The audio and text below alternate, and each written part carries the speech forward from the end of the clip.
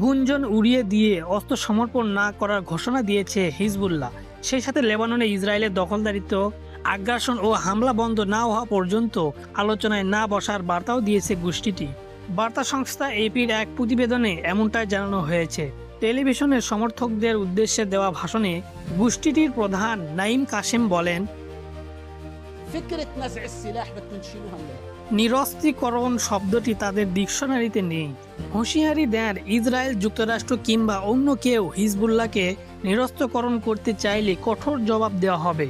মধ্যপ্রাচ্যে ইরান সমর্থিত যতগুলো প্রক্সি গ্রুপ রয়েছে তাদের মধ্যে সবচেয়ে শক্তিশালী ধরা হয় লেবাননের হিজবুল্লাহকে। গাজায় ইসরায়েলি আগ্রাসনের জবাবে তেল আবিবের সাথে যুদ্ধেও জড়িয়েছিল গোষ্ঠীটি।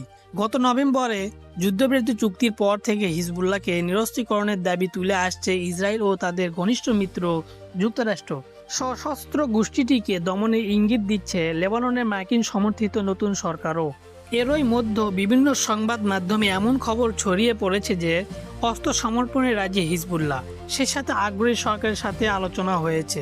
তবে গুঞ্জন উড়িয়ে দিয়ে হিজবুল্লাহর প্রধান নাঈম কাশেম সাফ জানিয়ে দিলেন, অস্ত্র সমর্পণ করবে না তার সংগঠন। দাবি করেন তাদের অস্ত্রের কারণে লেবাননের সার্বভৌমত্ব রক্ষা সম্ভব হচ্ছে।